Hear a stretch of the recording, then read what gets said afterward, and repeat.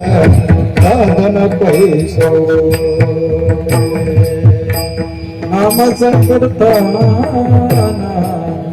साधन पैसो नाम संकीर्तना साधन पैसो नाम संकीर्तना साधन पैसो नाम संकीर्तना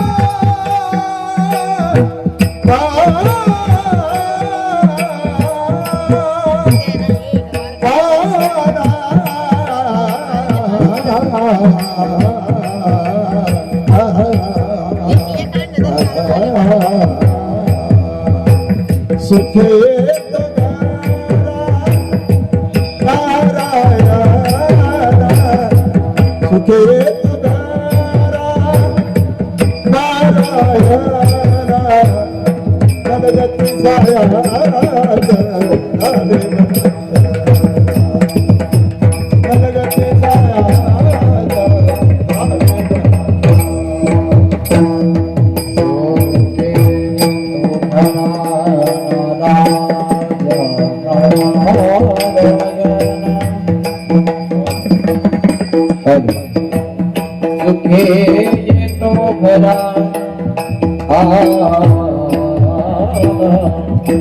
सुखे येतो घरा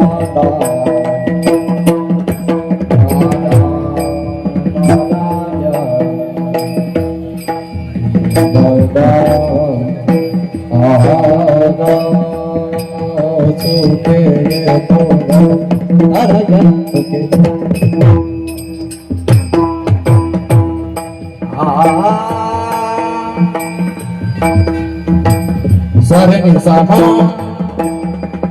gamada madanida madanida magadeda sareni sama gamada danida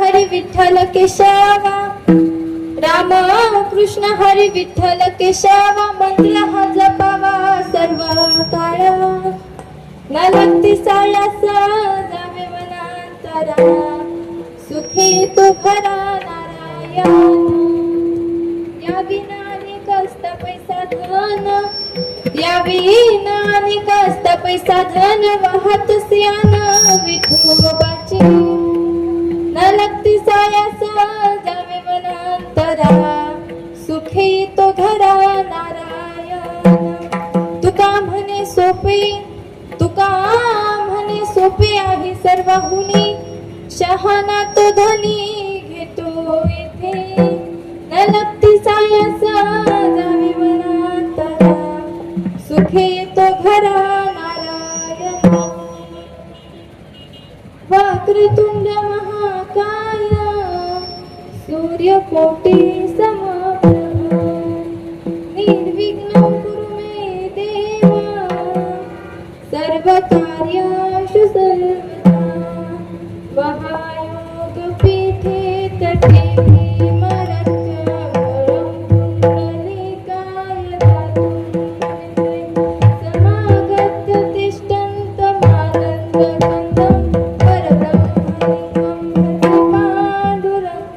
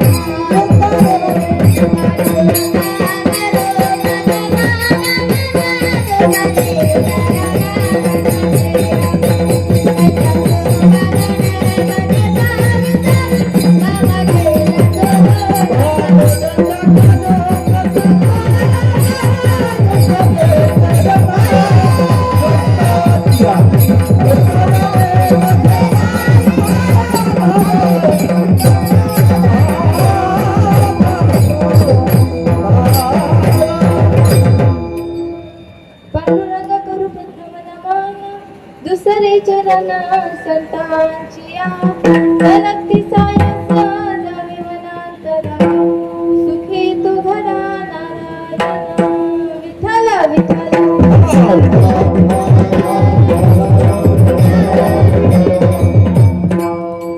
प्रस्तुत प्राप्त प्रसंगी प्राप्त स्थळी कीर्तन रूपी सेवेला सुरुवात करण्या अगोदर अल्पसा परिहार द्यायचा तो म्हणजे असा की आज या ठिकाणी जो काही शिबिराचा कार्यक्रम चालू आहे त्या शिबिराच्या कार्यक्रमामध्ये आजची ही पहिल्या दिवसाची कीर्तन रूपी सेवा करण्याची संधी मला प्राप्त झाली म्हणून सर्वांचे मी मनापासून आभार मानते. ज्यांचे ही संस्था आहे संस्थापक अनिल महाराज देशमुख यांनी मला कीर्तन करण्याची संधी दिली म्हणून महाराजांचे मनापासून आभार. तुम्हा सर्व टाळकरी मालकरी वारकरी सर्वांचे मनापासून आभार. तसेच माझे गुरुवर्य महाराष्ट्रातील नामवंत कीर्तनकार हरिभक्त परायण आणि तताई रावसाहेब जाधव यांच्या गुरुकृपेने माझे आजोबा अर्जुन महाराज रासकर यांच्या आशीर्वादाने व तुम्हा सर्व टाळकरी माळकरी वारकरी सर्वांच्या चरणी नतमस्तक होते आणि या कीर्तन रूपी सेवेला सुरुवात करते. मस्तक हे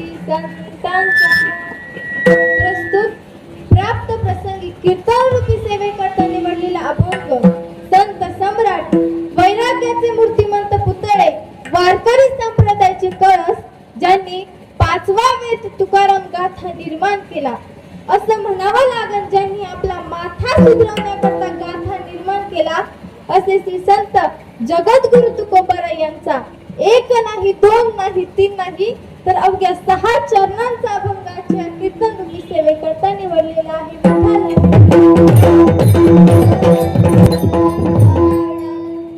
आजचा पहिला दिवस आणि पहिल्या दिवशी नामपर अभंग निवडायचा असतो म्हणून जगद्गुरु तुकोबराय यांचा नामपर प्रकरणातील नामसन कीर्तन साधन पै सोपे जळतील पापे जन्मांतरीचे या अभंगामध्ये जगद्गुरु तुकोबराय सांगतात की जर आपण नामस्मरण केलं भगवंताचं चिंतन केलं भगवंताचं नामस्मरण केलं तर काय होतं, तर जन्मांतरीचे जे काही पाप आहेत ते जळल्याशिवाय राहत नाही. एवढी ताकद भगवंताच्या नामस्मरणामध्ये आहे. मग साधकाने तुकोबारायांना प्रश्न केला, तुकोबाराया, जर भगवंताच्या नामस्मरणामध्ये एवढी ताकद आहे, एवढं भगवंताच्या नामस्मरणामुळे जर आपला उद्धार होत असेल, तर नामस्मरण करण्याकरता कुठे जावं लागतं? तर तुकोबाराय सांगतात, न लगती सायास जावे वनांतरा, सुखी तो भरा नारायण. तुकोबाराय सांगतात की भगवंताचं नामस्मरण करण्यासाठी कुठे वनात जायची गरज नाही, कुठेही जायची गरज नाही. न लगती सायास, कुठेही सायास करायची गरज नाही. तर काय करायचं, तर एकाच ठिकाणी बसून भगवंताचं काय करायचं, तर नामस्मरण करायचं.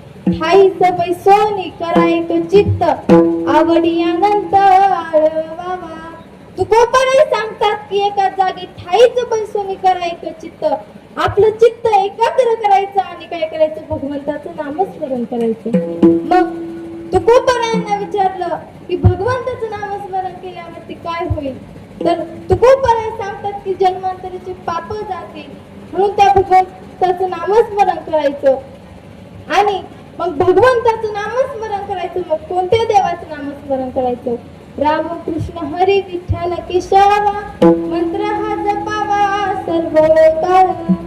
तुकोबाराय सांगतात, राम कृष्ण हरी, तुम्ही कोणत्याही मंत्राचा जप करा तरी तुम्हाला तो भगवंत येऊन प्राप्त झाल्याशिवाय राहणार नाही.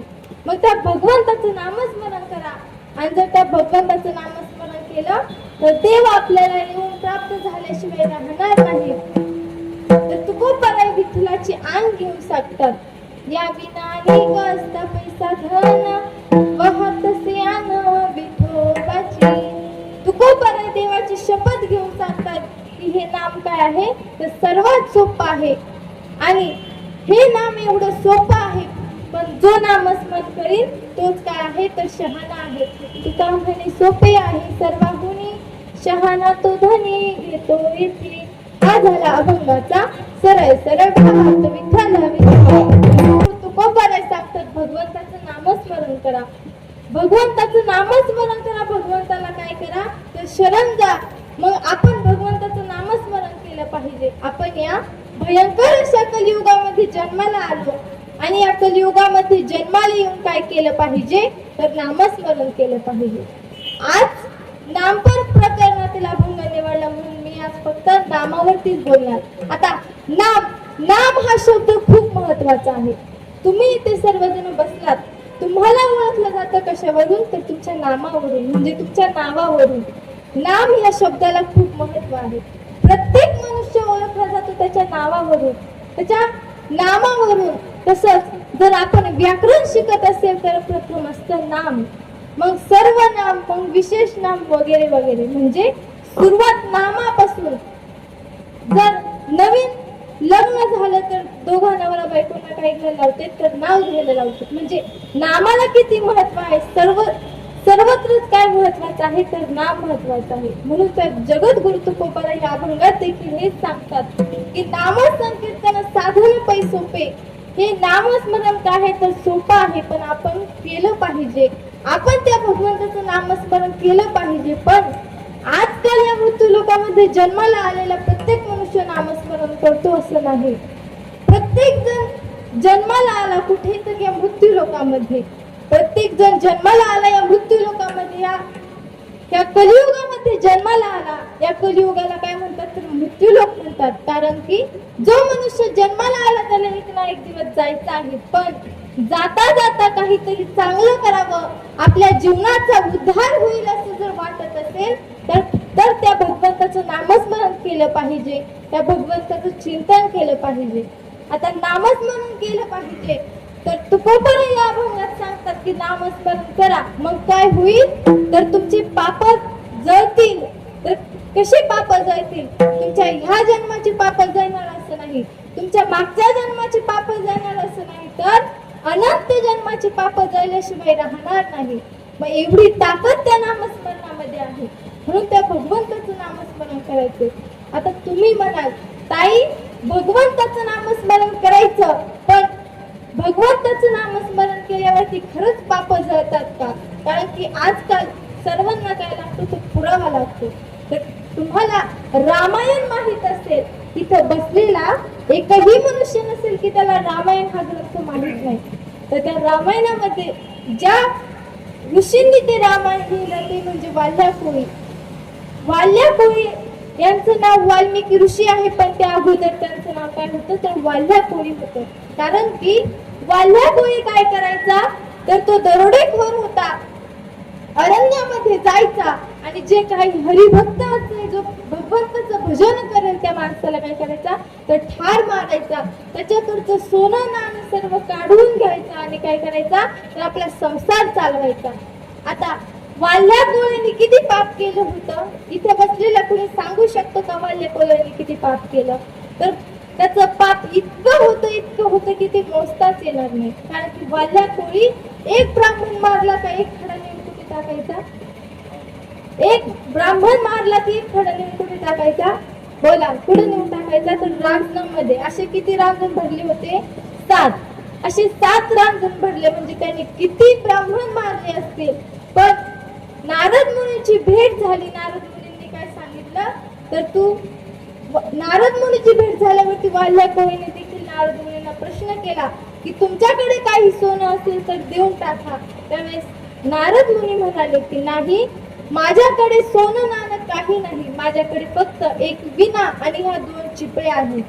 त्यावेळेस वाल्ल्या कोळ्यांनी पाहिलं की हे भगवंताचं भजन करतात. मग आमचे नारद मुनी कसं भजन करत होते? श्रीमन्नारायण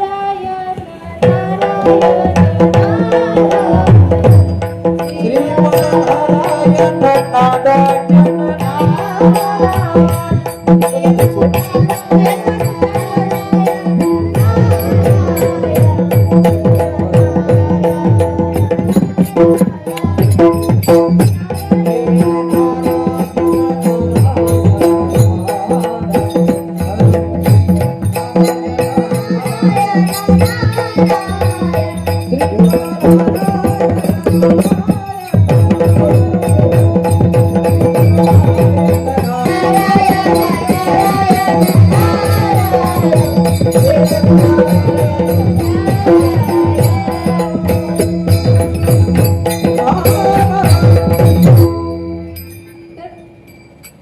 नारद मुनी काय करायचे तर नारद मुनी भगवंताचं नारायण नारायण नामस्मरण करतात. त्यावेळेस वाल्ल्या कोळी म्हणाला तुम्ही भगवंताचं नामस्मरण करता आणि म्हणता माझ्याकडे काहीच नाही. खरं सांगा तुमच्याकडे काय आहे? तुमच्याकडे जे काही सोनं असेल, जे काही धनद्रव्य असेल ते मला देऊन टाका. त्यावेळेस नारद मुनी म्हणाले की माझ्याकडे काही धनद्रव्य नाही, माझ्याकडे फक्त हा गळ्यातला विणा आणि हातातल्या 2 चिपळे आहेत. त्यावेळेस वाल्ल्या कोळीला राग आला. वाल्ल्या कोळ्यांनी सांगितलं मी तुम्हाला लगेच मारून टाकेल तुम्ही जर मला धनद्रव्य देत नसाल तर. त्यावेळेस नारद मुनी म्हणाले की अरे तू ब्राह्मण मारतोस, जो भगवंताचं भजन करतो, नामस्मरण करतो, तू त्याला मारतोस, तुला किती पाप लागलं असेल. त्यावेळेस वाल्ल्या कोळी म्हणाला कसलं पाप?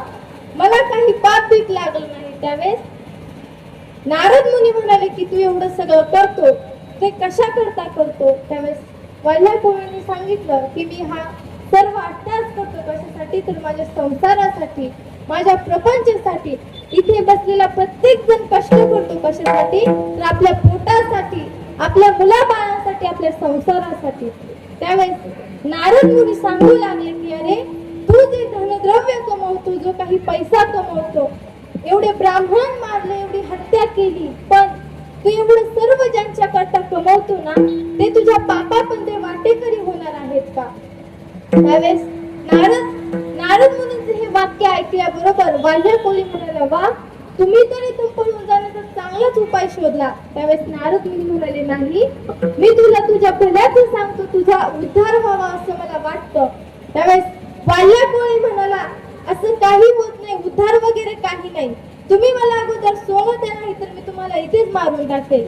त्यावेळेस नारद मुनी म्हणाले मी तुला माझ्याकडे सोनच नाही देऊ तरी काय, पण एक काम कर, तू ना घरी जा आणि घरी जाऊन तुझ्या बायकोला विचार की मी तुझा नवरा आहे, मी तुझ्यासाठी एवढं कष्ट करतो, तर माझ्या तू या सोन्यामध्ये होशील का? तर नारद मुनी घरी गेला आणि बायकोला विचारलं की सोन्यामध्ये वाटेकरी होशील का? तर बायको म्हटली हा. पण नारद मुनी त्याला सांगितलं की हे विचारता विचारता हे पण विचारायचं की माझ्या पापामध्ये वाटेकरी होणार का? त्यावेळेस बायकोला ज्यावेळेस नारद वाल्या कोळीने विचारलं की माझ्या पापामध्ये वाटेकरी होशील का?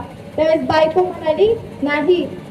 बायकोला पोचवणं हे नवऱ्याचं काम आहे. मग तुम्ही ते कसे पैसे कमवता याच्याशी माझं काही घेणं देणं नाही. मी तुमच्या पापामध्ये वाटेकरी होणार नाही. नारद मुनीला सांगितलं. त्यावेळेस वाल्या कोळ्याला कळलं नाही. पण ज्यावेळेस बायकोच्या तोंडून ऐकलं त्यावेळेस वाल्या कोळ्याचे डोळे उघडले. मी जो पैसा कमवला, मी जे धन कमवलं, एवढं सर्व केलं कोणाकरता? तर माझ्या मुलांकरता, माझ्या बायको करता. पण ती माझ्या पापामध्ये वाटेकरी होत नाही.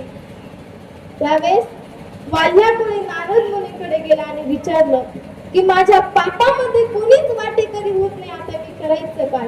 माझा उद्धार झाला पाहिजे. सांगा नारद मुनी, मी असं काय करू की माझा उद्धार होईल? त्यावेळेस नारद मुनी सांगू लागले तुला जर वाटत असेल ना तुझा उद्धार व्हावा तर तू एकच करायचं, इथे बसायचं आणि राम राम असं भगवंताचं भजन करायचं. आता राम राम शब्द म्हणायला देखील पुण्य असावं लागतं.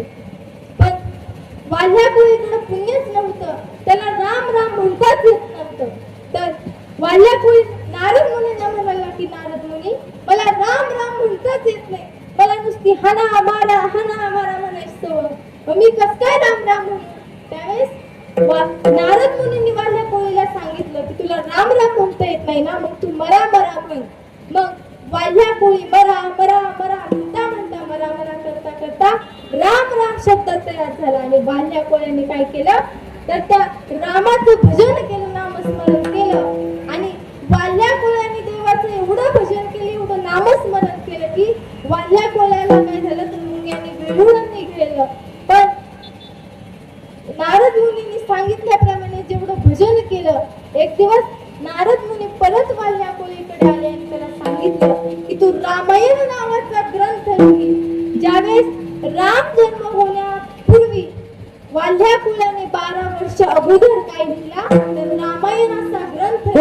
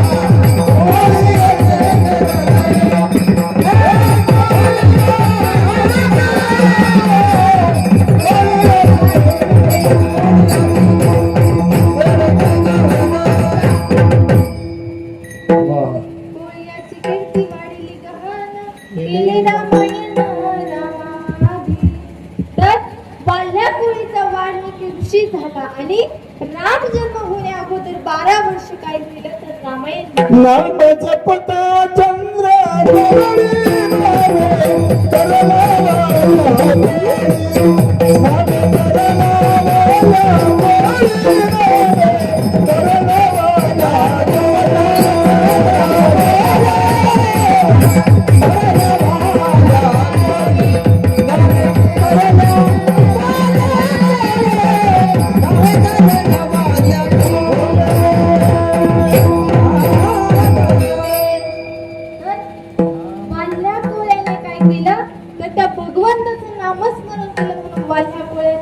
वाल्मिकी ऋषी झाला. एवढंच नाही झालं तर काय झालं, त्याने जेवढं पाप केलं होतं गेले कशामुळे तर फक्त नामामुळे. म्हणून नामामध्ये एवढी ताकद आहे म्हणून त्या भगवंताचं नामस्मरण केलं पाहिजे. तुकोबराय देखील तेच सांगतात. काय सांगतात तुकोबराया? तर भगवंताचं नाम चिंतन करा, नामस्मरण करा. तर काय होतं तर आपले अनंत जन्माचे पाप काय जातात तर जळून जातात, भस्म होतात. हेच महाराज अभंगाच्या पहिल्याच्या नाम संकीर्तन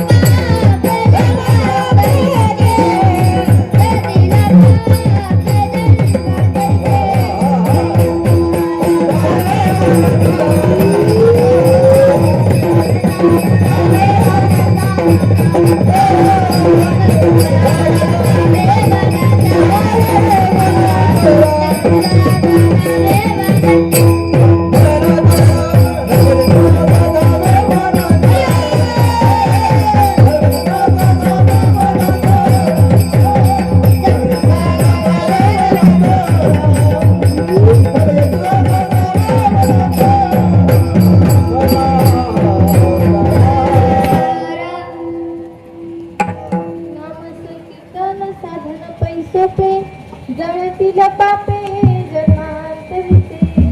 तर तुकोबराय या अभंगामध्ये सांगतात की नामसंकीर्तन साधन पै सोपे. नामसंकीर्तन हे साधन काय आहे तर सोपं आहे. आणि जर आपण नामस्मरण केलं तर अनंत जन्माचे पाप जळल्याशिवाय राहणार नाही. म्हणून त्या भगवंताचं नामस्मरण करा. आता वाल्ह्या कुळीने राम राम भगवंताचं नामस्मरण केलं, पण आमच्या हनुमंतरायाने देखील रामाचं काय केलं भजन केलं. हनुमंतरायाने भजन केलं आणि राम या नावाने काय करली तर दगड करली. आता विचार करा, राम या नावाने जर दगड करत असेल तर आपण मनुष्य आहोत. जो निर्जीव दगड राम नावाने करू शकतो, आपण तर सजीव आहोत. मग आपण या संसार रूपी बंधनातून तरल्याशिवाय राहणार नाही. पण केव्हा? जेव्हा आपण भगवंताचं नामस्मरण करू तेव्हा. म्हणून त्या भगवंताचं नामस्मरण करायचं. आणि तुकोबरायांनी साधकांनी प्रश्न विचारला की तुकोबराया भगवंताचं नामस्मरण करायचं, पण त्या देवाचं नामस्मरण करण्याकरता कुठे जावं लागतं का? कुठे वनात जायची गरज आहे का? त्यावेळेस आमचे तुकोबराय सांगू लागले की वनात जायची गरज नाही. कारण की भगवंताचं भजन करण्याकरता वनाची गरज नाही. ते कसं मनापासून केलं पाहिजे, अंतःकरणापासून केलं पाहिजे. आमच्या जनाबाईंनी काय केलं तर एकाच जागी नामस्मरण केलं. कोणाचं? विठ्ठलाचं. जनाबाई नामदेवरायांच्या घरी राहून भगवंताचं भजन करायच्या. जनाबाईंना खूप कामं होती, पण जनाबाई एवढं भगवंताचं भजन करायचे, एवढं नामस्मरण करायच्या की जनाबाई ज्यावेळेस झाडून घ्यायच्या त्यावेळेस केर भरायला कोण यायचा? झाड लोटकानी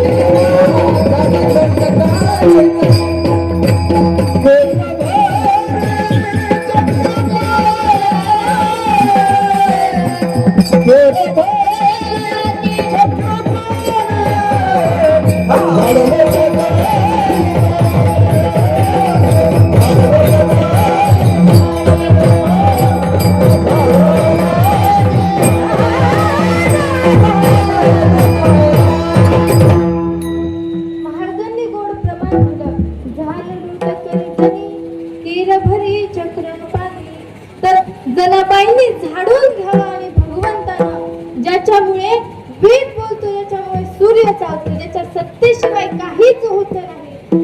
कारण की ज्याची एवढी मोठी सत्ता आहे, जगाचा मालक, तो काय करायचा तर जनाबाईंनी झाडल्यावरती केर भरू लागायचा.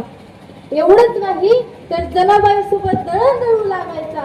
ज्यावेळेस जनाबाई दळण दळायची त्यावेळेस भगवंत जनाबाईला दळण दळू लागण्याकरता यायचे. म्हणजे एवढं सर्व झालं कशामुळे तर नामस्मरणामुळे. मग जनाबाई कुठे वनात गेल्या का तर नाही. जनाबाईंनी काय केलं तर एकाच जागी राहून भगवंताचं भजन केलं, भगवंताचं नामस्मरण केलं. म्हणून तुकोबाराय देखील सांगतात की कुठे जायची गरज नाही. न लगती सायास जावी वनांतरा, सुखी तू घरा नारायण. तुकोबाराय सांगतात की भगवंताचं भजन करण्याकरता कुठे वनात जायची गरज नाही. मग काय करायचं तर एकाच जागी बसायचं आणि त्या भगवंताचं नामस्मरण करायचं. मग नामस्मरण करायचं, नामस्मरण करायचं. तुम्ही म्हणसाल ताई मगाच्या दुरून लावले नामस्मरण करायचं, नामस्मरण करायचं. मग त्या नामामध्ये आहे तरी काय? नाम किती मोठा आहे. पृथ्वीपेक्षा पाणी 10 पट, पाण्यापेक्षा तेज 10 पट, तेजापेक्षा वायू 10 पट. पृथ्वीपेक्षा पाणी 10 पट, पाण्यापेक्षा तेज 10 पट, तेजापेक्षा वायू 10 पट आणि वायूपेक्षा आकाश 10 पट. आणि या आकाशापेक्षाही मोठं काय आहे तर भगवंताचं नाम आहे. हरिपाठामध्ये ज्ञानेश्वर महाराज वर्णन करतात, ज्ञानदेवा पुसे निवृत्तीशी चाड, गगनाभूमी वाडाला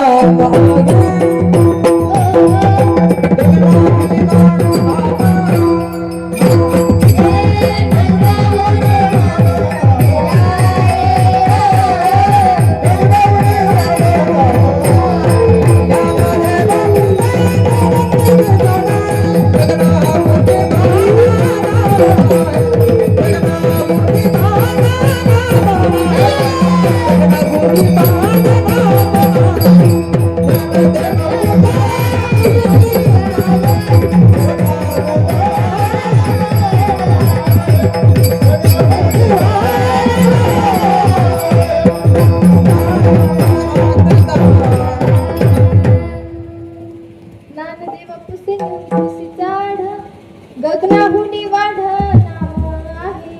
तर गगनापेक्षाही मोठं नाम आहे.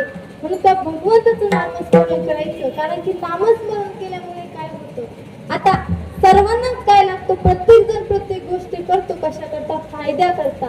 आपण कष्ट करतो कशा करता तर आपला फायदा आहे म्हणून करतो. कारण की आपल्याला माहित आहे आपण जर आपल्या मुलाबाळांना खाऊ घातलं तर म्हातारपणी ते काय करतील, आपली सेवा करतील. म्हणजे प्रत्येक मनुष्य सर्व काही कर्म करतो कशा करता तर काहीतरी फळाची अपेक्षा असते म्हणून. मग या भगवंताचं नामस्मरण करायचं.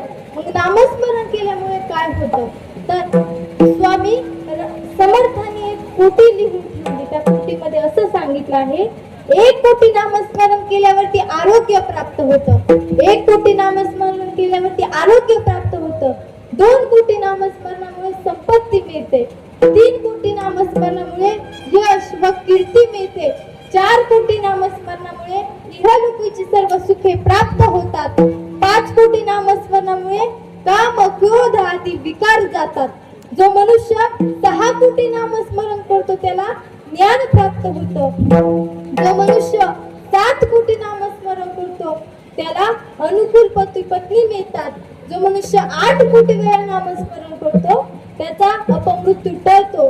जो मनुष्य 9 कोटी वेळा नामस्मरण करतो त्याला स्वरूप साक्षात्कार होतो.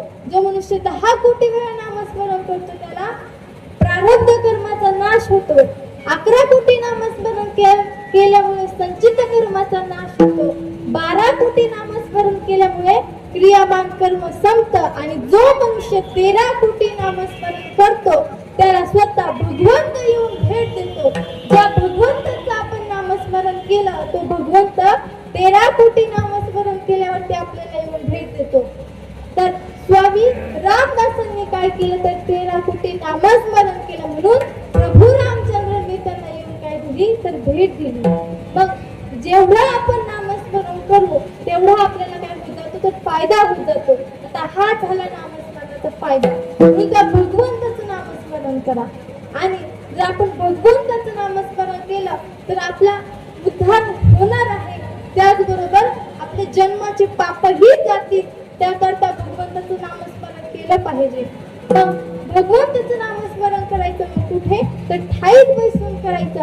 आमच्या सावता महाराजांनी काय केलं, तर सावता महाराजांनी कांद्यामध्ये काय पाहिलं, तर विठ्ठल पाहिलं. कांदा मुळा भाजे, कांदा मुळा भाजे, कांदा मुळा भाजे, कांदा मुळा भाजे, बघे भिकाजी भाजे, बघे भिकाजी भाजे, बघे भिकाजी भाजे, बघे भिकाजी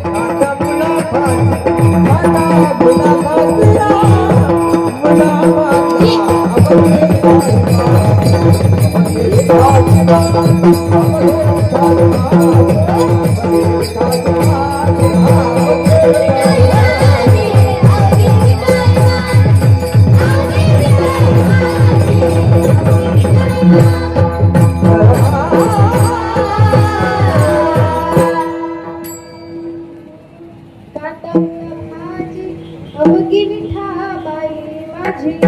तर सावता महाराजांनी कांदा मुळा भाजीमध्ये काय पाहिला, तर विठ्ठल पाहिला.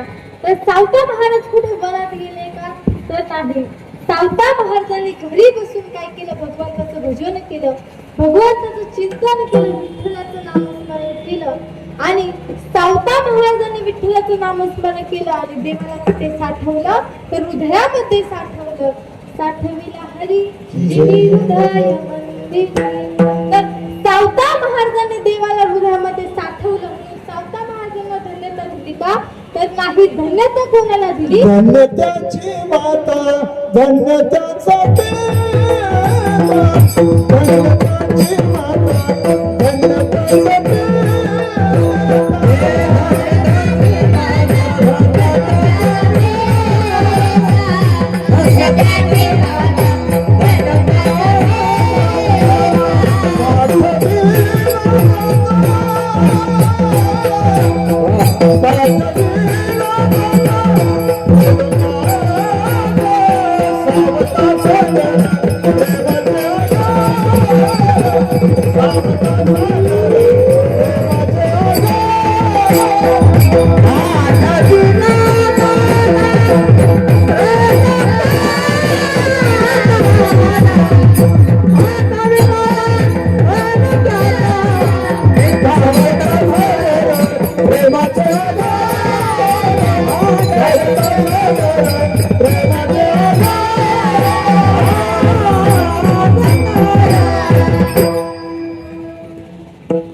धन्य त्याची माता, धन्य त्याचा पिता, साठविला दाता त्रैलोक्याचा. तर सावता महाराजांनी देवाला हृदयामध्ये साठवलं, पण धन्यता कोणाला, तर त्यांच्या आई वडिलांना. तसंच आपणही जर भगवंताचं नामस्मरण केलं, आपला उद्धार पण होणार. आणि काय होणार, तर आपल्या अनंत जन्मीचे पाप जाणार. म्हणून त्या भगवंताचं नामस्मरण केलं पाहिजे. तर काय केलं पाहिजे, तर ठाईच बसलं पाहिजे आणि त्या भगवंताचं नामस्मरण केलं पाहिजे.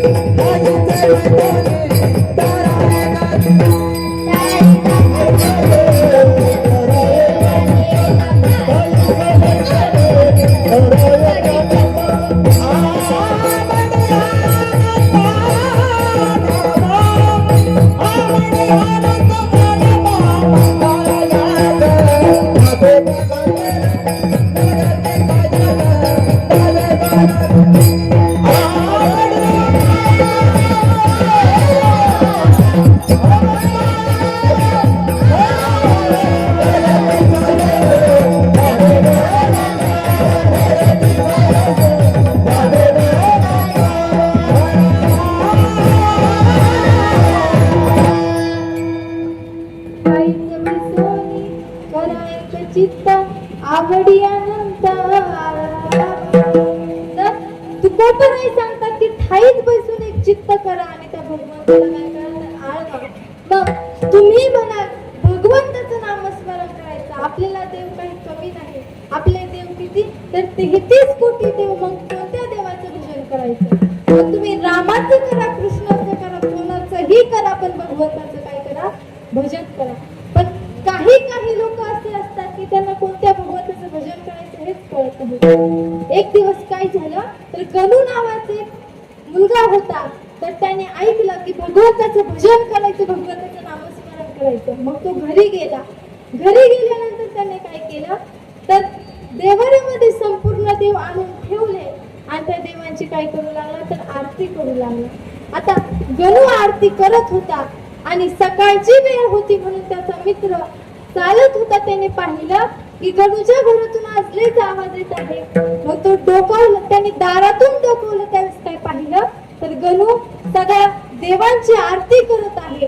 त्यावेळेस तो त्या गणूकडे गेला आणि सांगितलं की अरे एवढ्या देवांचं कशाला नामस्मरण करतो, तुला मी सांगतो की एकाच देवाचं भजन कर. गणू म्हणला एकाच देवाचं भजन करायचं, पण कोणत्या देवाचं भजन करायचं?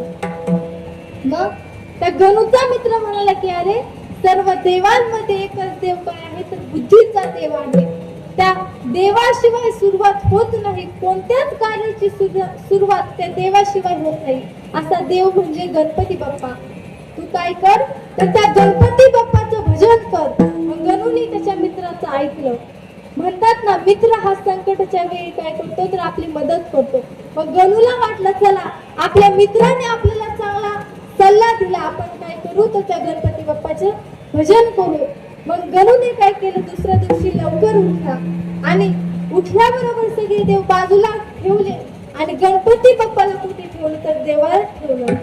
आणि आता गणपतीची आरती करायची. मग गणपतीची आरती करायची म्हटल्यावरती नैवेद्य नको का? मग त्यांनी त्याच्या बायकोला सांगितलं की अगं गणपतीची आरती करायची, गणपती बाप्पाला काय आवडतात तर मोदक आवडतात. मग तू एक काम कर, गणपती बाप्पाला नैवेद्य ठेवण्यासाठी काय बनव तर मोदक बनव.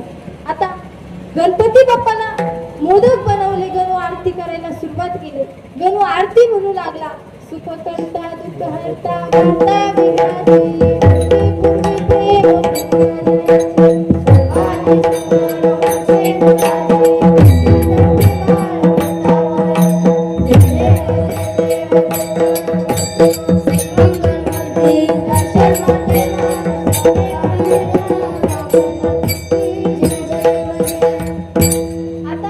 गणपती बाप्पाची आरती करायला सुरुवात केली.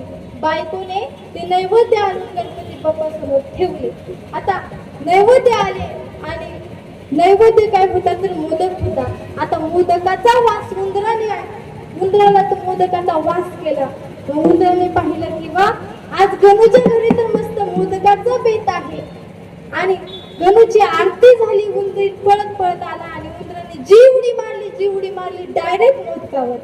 आता गणू म्हटला की काय माझा मित्र सांगतो की गणपती बाप्पा चांगला देव आहे, पण गणपती बाप्पापेक्षा तर उंदीरच चांगला देव आहे की. माझ्या आरतीला प्रसन्न होऊन उंदीर काय आला तर मोदक खायला आला. मग गणूने काय केलं गणपती बाप्पाला बाजूला ठेवलं. आता उंदराला आंघोळ घातली आणि उंदराला देवरच नेऊन ठेवलं आणि उंदराची काय करायला लागला तर आरती करू लागला. आता उंदराची आरती करू लागला. जय देव जय देव जय उंदीर मामा गणपतीचा मोदक कोणीचा खावा जय देव. आता उंदराची आरती चालू झाली. आता उंदीर पाहिल्यावरती बोका काय शांत बसणार आहे का? तिकडून एक बोका आला आणि बोक्याने जी उडी मारली डायरेक्ट उंदरावर.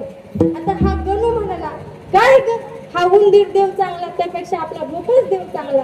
मग त्यांनी त्या बोक्याला आंघोळ घातली आणि देवाला ठेवलं आणि बोक्याची आरती म्हणायला सुरुवात केली. आता मला काही बोक्याची आरती येत नाही.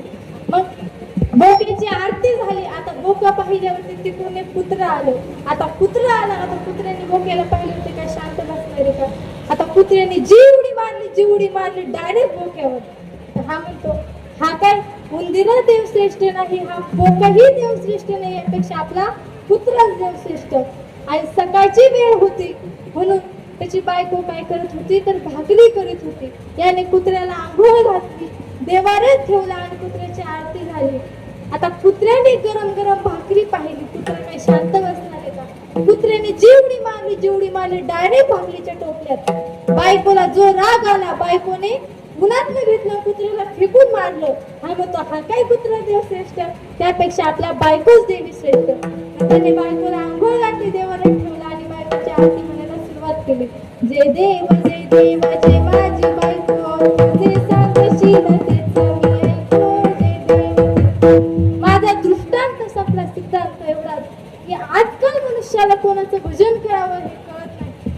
पण आपण भगवंताचं भजन केलं पाहिजे. पण कोणत्या? राम कृष्ण हरी त्या कोणत्याही देवाचं भजन केलं पाहिजे. देव जरी वेगळा असला तरी देव एकच आहे, फक्त नाव वेगळं आहे. रामकृष्ण हरे विठ्ठल कृष्ण, रामकृष्ण हरे विठ्ठल.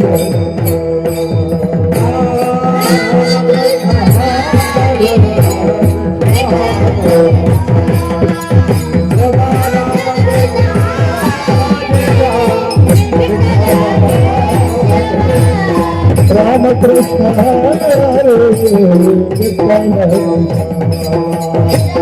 रामकृष्ण हरे विठ्ठल.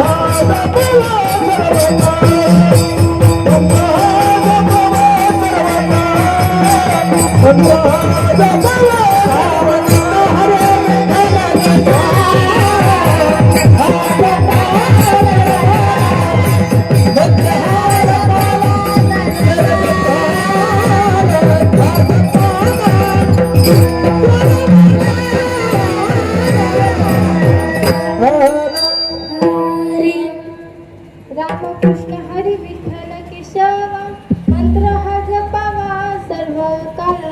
तर तुकोबराय सांगतात की रामकृष्ण हरी विठ्ठल केशव, तुम्ही कोणत्याही देवाचं नामस्मरण करा, पण काय करा तर सर्व काळ त्या भगवंताचं नामस्मरण करा. कारण की देव वेगळं जरी असला तरी देव काय आहे तर एकच आहे. म्हणून त्या भगवंताचं नामस्मरण करा. आणि त्या भगवंताचं नामस्मरण करण्याकरता काय लागतं तर आपलं पुण्य लागतं. पण त्या भगवंताला भजण्याकरता आपलं काहीतरी काय असावी लागते तर पुण्यही असावी लागते. पण काही लोक भगवंताचं भजन करत नाही, नामस्मरण करत नाही. जोपर्यंत आपण या मृत्यू लोकामध्ये जिवंत आहे तोपर्यंत त्या भगवंताचं नामस्मरण केलं पाहिजे, भगवंताचं चिंतन केलं पाहिजे. कारण की या मृत्यू लोकामध्ये जन्माला आलेल्या प्रत्येक माणसाला काय आहे तर दुःख आहे. हा नाम तरला नाही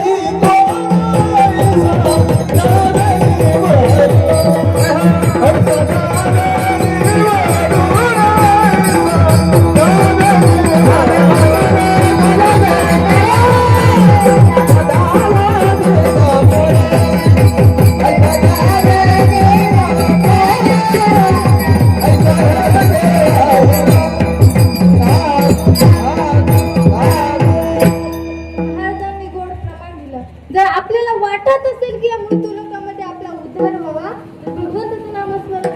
पाहिजे. पण भगवंताचं नामस्मरण करता करता संगत देखील काय केली पाहिजे, तर संतांची केली पाहिजे. आज या ठिकाणी हे सर्व मुलं त्या महाराजांकडे राहून इथे शिक्षण घेतात. कशा करता, तर हे मुलं शिक्षण घेतात, वारकरी संप्रदायामध्ये राहून भगवंताचं नामस्मरण करतात. मग आपण जर भगवंताचं नामस्मरण केलं तर आपला उद्धार होणार आहे. पण भगवंताचं नामस्मरण करण्याकरता वय पाहिलं जात नाही, तर काय पाहिलं जातं, तर आपलं चिंतन नामस्मरण किती आहे हे महत्वाचं आहे. आता अनिल महाराज देशमुख ही संस्था चालवतात, एवढे सर्व मुलं शिकवतात. कशा करता, तर काहीतरी आपण समाजाला देणं लागतं म्हणून महाराज सुंदर अशी संस्था चालवतात. या संस्थेमध्ये अनेक मुलं घडतात. या सर्व मुलांमध्ये कोण कीर्तनकार होईल, कोण गायक होईल, कोण वादक होईल. पण जो कोणी होईल, पण तो काय होईल, तर चांगला संस्कारी मुलगा होईल. कारण की ज्याप्रमाणे आपण ऊस एक साखरेच्या कंपनीमध्ये जर आपण ऊस टाकला, तर ऊस कसाही टाका, पलीकडून साखरच निघणार आहे. तसंच संस्थेमध्ये तुम्ही कसाही मुलगा टाका, पण संस्थेच्या बाहेर पडताना तो मुलगा चांगले संस्कार घेऊनच बाहेर पडतो. म्हणून मुलांना देखील काय करायचं, चांगले वळण लावला, मुलांना देखील नामस्मरणाची गोडी लावा. आपण नामस्मरण करतो यात नवं नाही. आपल्या मुलांनी देखील काय केलं पाहिजे, तर नामस्मरण केलं पाहिजे. कारण की सर्व भगवंताचं भजन करण्याकरता कोणाला अट नाही. मग भगवंताचं नामस्मरण करण्याकरता काय असावे लागते, तर पुण्याही असावी लागते. आपण जे करतो तेच आपली मुलं अनुकरण करतात. मग आपण जर भगवंताचं नामस्मरण केलं तर आपली मुलं देखील काय करतील, भगवंताचं चिंतन करतील, नामस्मरण करतील. मग त्या भगवंताचं नामस्मरण करण्यासाठी सर्वांनी आपले हात वर करा आणि सर्वांनी काय करायचंय, भगवंताचं भजन करायचं.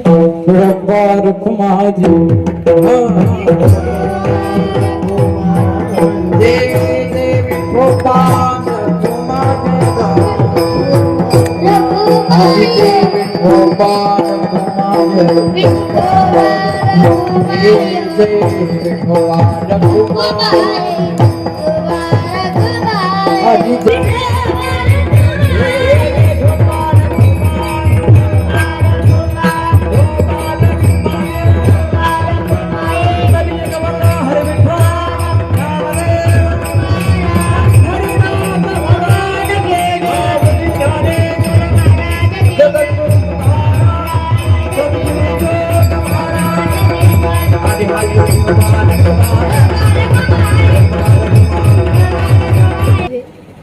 आजकाल मुलं शिकतात, पण जेवढे शिकतात तेवढंच काय जातं, तर वायाला जातं. कारण की मुलगा शिकला की आई वडिलांना विसरतो. म्हणून मुलाला शिकवा, पण शिकवता शिकवता मुलाला काय करा, तर चांगले संस्कार लावा. मुलाला संस्कार लावा. ज्यावेळेस आपण आपल्या मुलांवरती चांगले संस्कार करू ना, त्यावेळेस आपल्याला मुलं सांभाळल्याशिवाय राहणार नाही. आई वडिलांच्या सेवेमध्ये किती पुण्य आहे, तर पांडुरंग परमात्मा विटेवरती उभा आहे. कशामुळे, तर आई वडिलांच्या सेवेमुळे. म्हणून आई वडिलांची सेवा केली पाहिजे आणि मुलं चांगले जन्माला घातले पाहिजे. मुलं कशी जन्माला आली पाहिजे, जे छत्रपती शिवाजी महाराजांमाने घासल्याशिवाय धार नाही तलवारीच्या पात्याला, घासल्याशिवाय धार नाही तलवारीच्या पात्याला, पण शिवबाशिवाय पर्याय नाही महाराष्ट्राच्या मातीला. गुडबन मावळे घेऊन लढला, तो दुश्मनाला भिडला. अफजल खान काय त्यानं सिंहालाच पडला. अफजल खान काय त्यानं सिंहालाच पडला. करीत वंदन करीत वंदन करीत वंदन बोल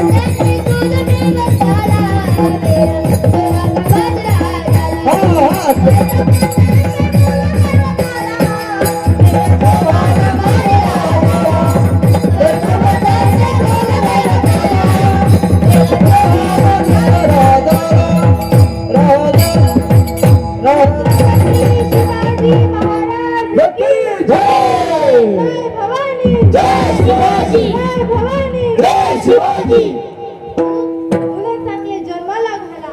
बघा, हा छोटा मुलगा किती लहान आहे तरी काय करतो, गायन करतो. म्हणून त्या छोट्या दादा करता एकदा जोरदार पलीकडचा महाराजांचाच मुलगा शिवराज महाराज देशमुख त्यांनी ही गायनाची साथ दिली, त्यांची मनापासून आभार मानते. त्याच्यानंतर एकदा जोरदार पलीकडे बबन महाराज असेल त्यांचेही मनापासून आभार. माळी महाराज असतील त्यांचेही मनापासून आभार.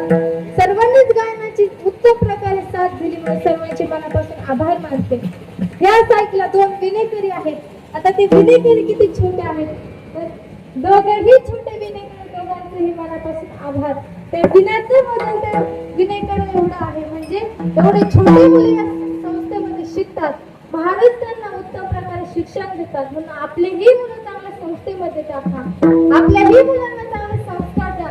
महाराजांनी हा शिबिराचा कार्यक्रम केला म्हणून आपलेही मुलं कुठेतरी शिबिरामध्ये पाठवा. जास्त नाही पण महिनाभर तरी मुलं काय करतील तर हरिपाठ करतील, भगवंताचं नामस्मरण करतील.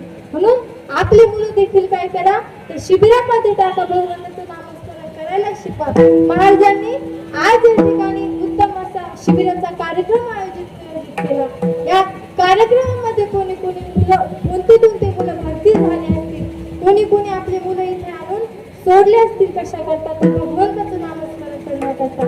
हे सर्व टाळकरी असतील यांचेही मनापासून आभार मानते. यांच्याकरता एकदा जोरदार टाळ्या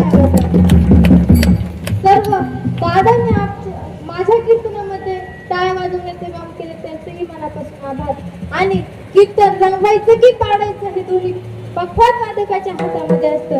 दोन्हीही मृदंग वादकांचे मनापासून आभार मानते. त्यांच्याकरता देखील एकदा जोरदार. तुम्ही सर्वजण माझ्या कीर्तनाकरता उपस्थित राहिला, तुमचेही मनापासून आभार मानते. आणि ज्यांनी माझा आवाज तुमच्यापर्यंत पोहोचवला असे साऊंड सिस्टम वाले दादा, त्यांचेही मनापासून आभार मानते.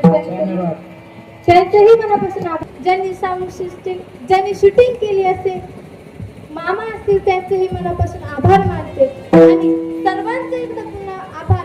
आणि तुकोबराय सांगतात की भगवंताचं भजन करा. जर आपण भगवंताचं भजन केलं, नामस्मरण केलं, आपला उद्धार होतो. एवढंच नाही, भगवंताचं भजन करण्याकरता पुण्याही असावी लागते. आणि जो शहाणा आहे तोच काय करतो, भगवंताचं भजन करतो. तुका म्हणे सोपे आणि सर्वाहुनी शहाणा तो धनी घेतो. म्हणून या जन्मामध्ये भगवंताचं नामस्मरण करा. मला या ठिकाणी कीर्तन करण्याची संधी दिली म्हणून महाराजांचे मी पुन्हा एकदा मनापासून आभार मानते. आणि उद्या महाराजांचेच कीर्तन आहे, महाराजांच्या कीर्तनाला सर्वांनी उपस्थित राहावे अशी विनंती करते.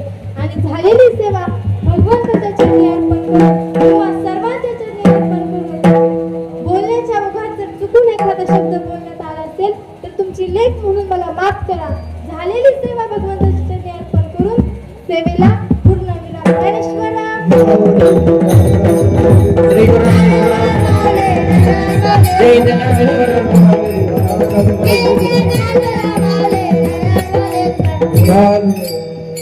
आज या ठिकाणी तुम्ही सर्वजण या ठिकाणी उपस्थित राहिलात. भजनी मंडळ आज या ठिकाणी उपस्थित राहिले. आमचे आबा असतील, समोरचे ते बाबा असतील, सर्वच जण ओळखीचे आहे, सर्वजण उपस्थित राहिले म्हणून परत एकदा सर्वांचे मनापासून आभार. आणि झालेली सेवा अर्पण करून सेवेला पूर्ण विराम देण्या अगोदर सर्वांनी एकदा भगवंताचं भजन करा. सर्वांनी आपापले हात वर करा. एकदा भगवंताचं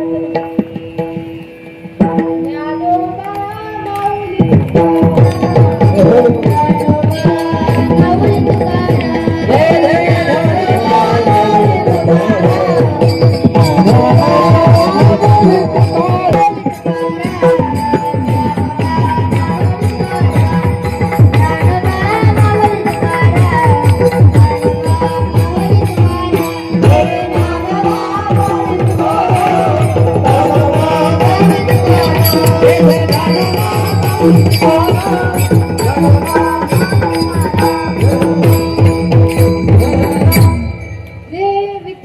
जय जय